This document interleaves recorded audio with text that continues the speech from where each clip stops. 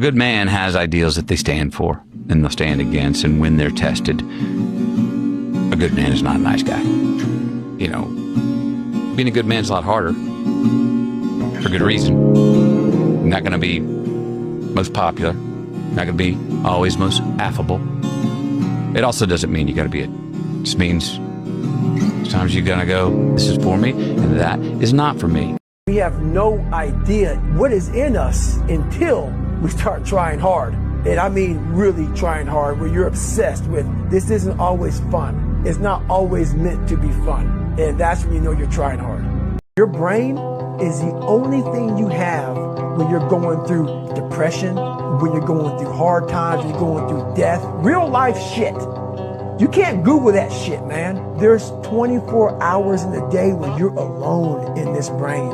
If you can't control your own brain and your brain controls you, you're fucked.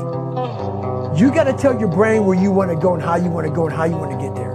You got to control it. If not, it's over.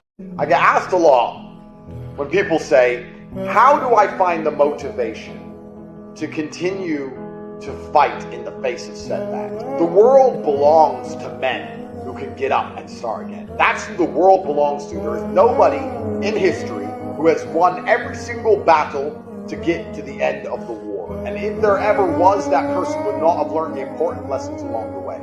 The number one thing that makes you a feared opponent is indefatigability, along with your perspicacity. You must be the kind of person who can get hit by life and keeps moving forward. It doesn't matter how hard you can hit, it's how hard you can get hit and keep moving forward.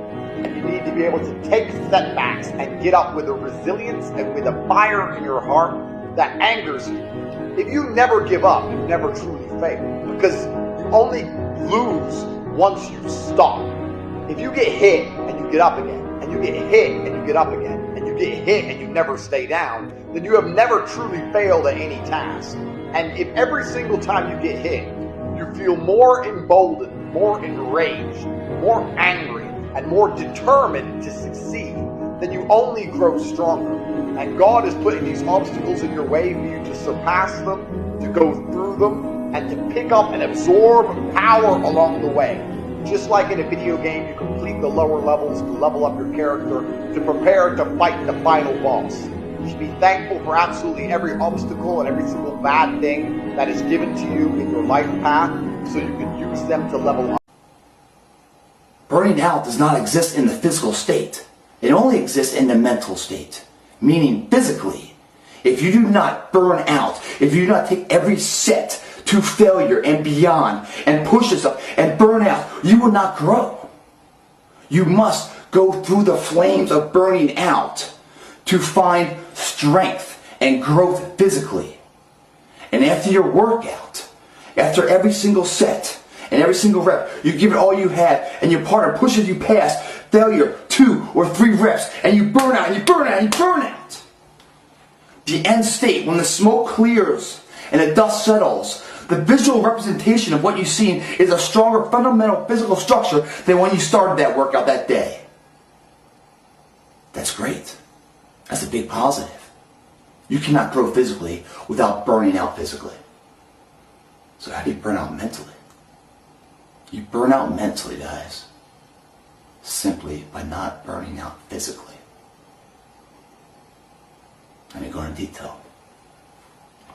When you push yourself to your limit and beyond physically, past what you mentally think you can, because last I looked, your bicep won't send a message up to your brain saying, hey, I'm it, man, that's it, I'm tapped out, that's all I got, man, throw in the towel. No. The mental message comes from your brain down to your body and shuts you off physically every single time. You would never fail physically. You always fail mentally. Your brain tells your body when it's physically done. Even though physically you can probably go even further. So, in those situations, like I was always saying, get a partner in the gym. You're hitting failure, you can't go anymore, and your partner's like, 3 more! And he pushes you past what you mentally thought you could do. And you stand up after that set like, oh my God. Wow. Maybe I'm a little stronger than I thought I was. Maybe I'm not giving myself enough credit. Maybe I can do more than I think I could. And what just happened right there is the birth of success. Mentally now, you have confidence that you can overcome your current limitations, exceed them, push them, grow them, to become a stronger physical structure. That gives you mental toughness, mental confidence that you can take not just in the gym, but in every endeavor in life and transform yourself. So the fire in your brain, confidence, starts to grow and ignite and get hotter and get bigger. It doesn't burn out. Fired up, man. Fired the fuck up, man. Motivated, pumped up, man. Early still, man. Early. Some people just getting up, going about their first endeavor of their day. We've already done a few endeavors, man. We already kicked some ass. We like a taste of that. We want to kick some more ass. So the next endeavor we're doing, because we put value in our day. An hour in the gym wasn't just an hour where we just go in there, check the box, and we get fuck no, man. We had a plan of action. We went in there and achieved that fucking plan. We spoke the words and we walked the motherfuckers. Now here we stand, energized, spending energy in the gym, but we created more energy, a mind-body connection, a belief, a quantum physics of it all.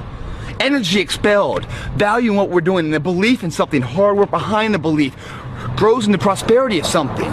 Fuck yeah. We didn't just wake up and grab a fucking shower, you know, wash our nuts and then grab a coffee for some energy to go to work. No, we just earned some fucking energy. That kind of energy, once lit, never goes out. Work better get ready for this, man. Your other employees and shit at the house, you know, the people you work with in those cubicles, they better duck and cover, because fucking heat's coming in. That you've earned, guys. You do that every single day. You are what you repeatedly do. In anything you do. If you look in the mirror and you frown upon yourself, you created that. That's not an accident, it's a habit. It's like you look in the mirror and you smile because you see excellence. That's not an accident, it's a habit. You guys need to start taking responsibility for your actions. When you start taking responsibility for your actions, you start to find the belief in what you're doing, the passion behind it. You create value in what you're doing. There's no longer mundane tasks. Everything has a purpose and an end state. There's a direction to a designation.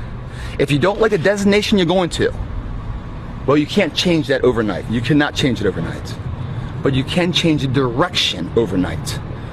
So if you are looking at your life right now, and what you do every single day, and it's a one-way street to hell with no return, that's not so fucking appealing to me, man. I don't want to be part of that. So get off that fucking beaten path society says is so right. Believe in yourself and what you're doing, man. Say, fuck that. Now, that is going into nowhere. I don't want to be nowhere. I want to ensure that I am some value to somebody, especially myself. So I'm going to change the direction of where I'm going. That direction can be changed in an instant. It's a mindset. Just like when we walked in there. That blitzkrieg, what it is two forces joining. One is the belief in what you're doing. Like Muhammad Ali believed so much he was a champion. He said he was a champion before he was a champion. That's the belief. It has to be that way. That's the steering wheel of life, the direction. Then what's going to fire that through is the engine. Your undying will. Your conviction to see it through. That was Michael Jordan's quote. I failed and failed and failed and failed. And because of that, I succeeded. You learned and learning, got stronger and stronger. It's like that steel going into the lava, get hotter and hotter and hotter, and you know, just hammered into the strength, the tensile strength of it all. It takes that kind of pressure of life to create something that stands the test of time. Imagine your life right now is a big fucking Carnival cruise, which you probably don't want to be on right now because they fucking sink and the shitters go up and everything else. But imagine a Carnival cruise, right? That's society's life. Big old fucking cruise ship, out at sea, just chugging away. For that motherfucker to turn left, it is forever. Turn. It takes forever for that big vessel to turn. We aren't society, man. We aren't that big ship of life. We're a fucking speedboat. Don't look for a free ride on a fucking big boat. Be a speedboat. Because in a speedboat, not only can you go faster than a big vessel, but you can turn on a dime. You can run circles around that bitch. You can recreate the route to success. Don't follow the herds, guys. Set your own trends.